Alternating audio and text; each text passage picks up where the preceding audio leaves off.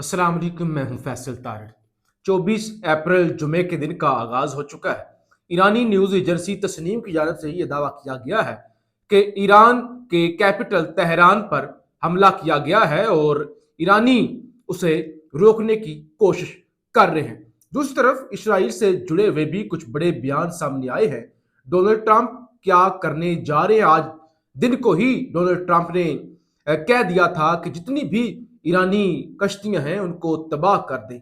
America के पास कितना असला है और ईरान के पास क्या असला बचा हुआ है, और अगर ये जंग फैलती है तो चाइना के हवाले से क्या दावे सामने हो आ रहे हैं, और कानूनी कौन सी इस वक्त हर्डल्स हैं ट्रंप के लिए जिसके अंदर वो फंस चुका है, और पाकिस्तान के अंदर इस वक्त क्या सूरत हाल है, इस हवाले से इस वीडियो के अंदर हमने बात करनी है। आपसे गुजारिश है इस यूट्यूब चैनल को जरूर सब्सक्राइब करें। अभी जो है वो 12 बजे का टाइम हो गया है, दिन तब्दील हो चुका है। तस्नीम न्यूज एजेंसी की जानब से दावा किया गया और एक तस्वीर भी वीडियो भी जारी की गई जिसके अंदर कहा गया 2 hostile drone that entered the air space west of the capital Tehran were intercepted.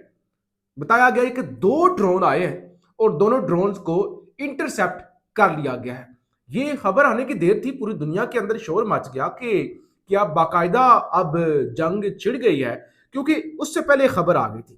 खबर ये थी कि डिफेंस मिनिस्टर जो है इसराइल के, वो ये कह रहे हैं we are waiting US green signal to return Iran to stone age, कि हम सिर्फ अमेरिका के ग्रीन सिग्नल का इंतजार कर रहे हैं और उसके बाद हम ईरान को पत्थर के जमाने में भेज देंगे। हम उनका सारा जो इंफ्रास्ट्रक्चर है वो तबाह कर देंगे, तेल उनका सारे का सारा हम जला देंगे, और बिजली घर यानी तवानाई वाली जो सारी कंपनियां हैं उनको हम तबाह कर देंगे। ईरान मुकम्मल तौर पे अंधेरों के अंदर डूब जाएगा और ईरान फिर कभी जो है वो खड़ा नहीं हो सकेगा। बस हमें अमेरिका के ग्रीन सिग्नल का इंतजार है। एक तरफ तो ये खबर आई, दूसरी तरफ जैसे ही ये तेहरान पर हमले वाली खबरें चल गई ना और तस्नीम न्यूज एजेंसी ने इसकी तस्दीक की, फिर ये जो बढ़के मार रहे थे, ये जो बढ़के मार रहे थे कि हम ग्रीन सिग्नल का इंतजार कर रहे हैं, हम तो तबाह कर देंगे, फिर निकली चीखें और इसराइल से ये स्टेटमेंट आई कि नहीं भाई, नहीं नहीं नहीं, हमने कोई हमला नहीं किया, हमारी तरफ से कोई भी तेहरान पर अटैक नहीं किया गया।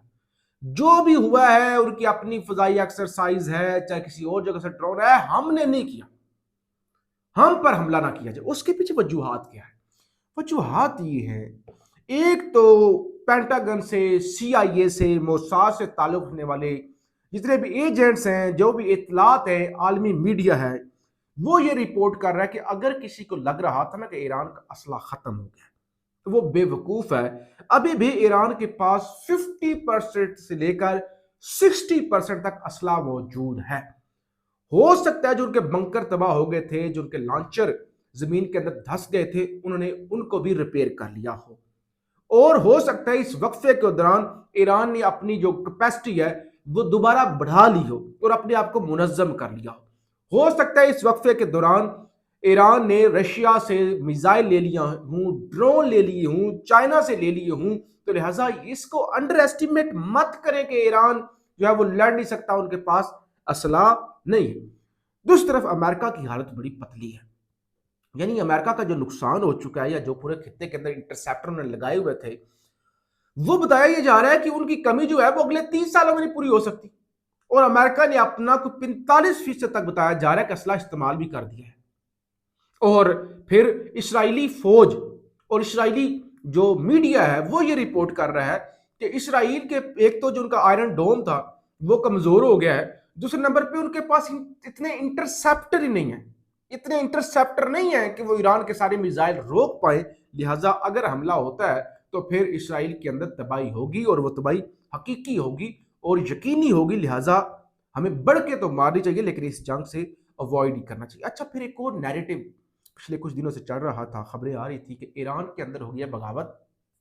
हमने भी इस पर वीलॉग किया था, बताया था, खबरें ये आ रही हैं, फॉक्स न्यूज़ ये रिपोर्ट कर रहा है कि सदर से इख्तियारात ले लिए गए हैं और इस वक्त जो है वो कुछ ग्रुप्स हैं मुख्तलिफ, चाहे वो IRGC का अलग से ग्रुप है, वो अपनी ताकत इस्तेमाल कर रहे हैं, सदर का अपना ग्रुप है, अब्बास अरागची, बाकर कालिबाफ, तो सारे उनके अपने अपने मामला हैं। लेकिन लेकिन अभी दोनों ने सदर मसूद पज़ेश्कियान ने और बाकर कालीबाफ ने दोनों ने एक ही बयान ट्विटर पर जारी किया है। उर्दू जुबान में उसका तर्जुमा आपके सामने रख देता हूँ। लिखते हैं, हमारे दरमियान कोई इंतहा पसंद या एतदाल पसंद नहीं है।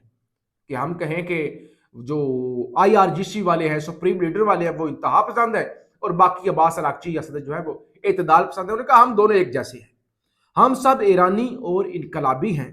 अवाम और हुकूमत की आइनी इत्तेहाद और रहबर मुअज़्ज़म के मुकम्मल इत्तबा के साथ मुजरिम हमला आवर को उसके किए पर पशेमान कर देंगे।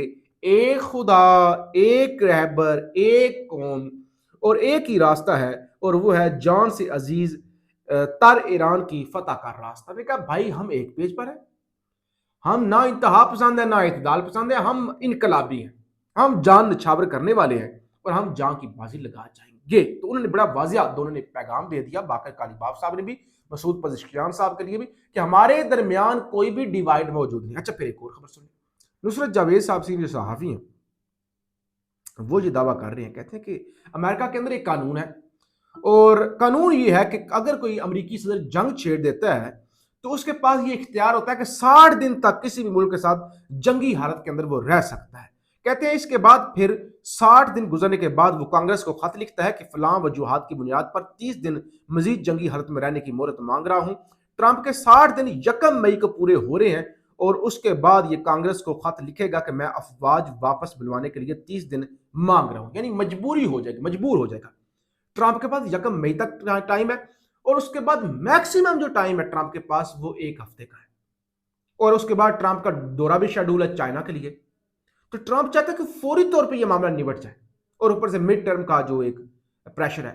और ट्रंप को इस बात का पता है कि अगर ट्रंप ने फर्दर ये कहा कि अपनी कांग्रेस को कि जंग बंदी के अंदर एक्सटेंशन की जाए, बजट दिया जाए, ये किया जाए, तो अमेरिकन अमेरिकन अवाम या अमेरिकन कांग्रेस उसकी दरखास्त एक्सेप्ट नहीं करेगी। 90% अमेरिकन ये कह रहे हैं हमारी जंग ही नहीं है, हमें कोई ईरान से मसला ही नहीं है, ईरान के मिसाइल, ईरान के ड्रोन अमेरिका तक पहुंचते नहीं हैं, तो फिर हम क्यों किसी और मुल्क की खातिर अपने फौजी मरवा रहे हैं। तो ये भी एक मामला है।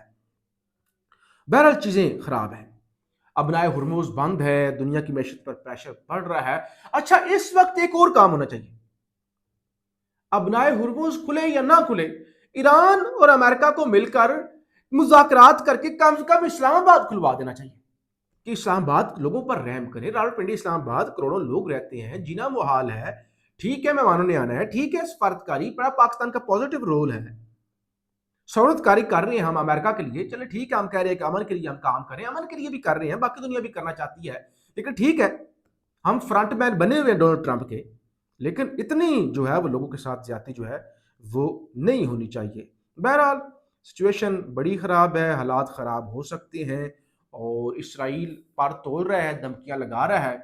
और दूसरी तरफ अभी इसराइल से खबरें आ रही हैं कि उनकी जानब से, उनकी वज़ारत दिफ़ा की जानब से कहा गया हमें बड़े सख्त कवानीन करने पड़ेंगे, हमारे लोग फौज से भाग रहे हैं, हमें सख्त कवानीन बनाने होंगे जिसके अंदर हर शहरी को, हर किसी को मजबूर करना होगा कि वो फौज का हिस्सा बने। तो लिहाजा जितनी ये मजबूत नजर आता है ना कि अमेरिका या नेतन्याहू इतने मजबूत है नहीं। और ये जो कह रहे हैं कि हम माइंस क्लियर करेंगे, समंदर के नीचे स्ट्रेट ऑफ हॉर्मुज को साफ करेंगे, उसके लिए बताया जा रहा है कम से कम 6 महीने लग सकते हैं। वो खाला जी का घर नहीं है, इतना आसानी वाला काम नहीं। बहरहाल हम आपको रिपोर्ट करते रहेंगे, फीडबैक जरूर दीजिएगा। पाकिस्तान जिंदाबाद।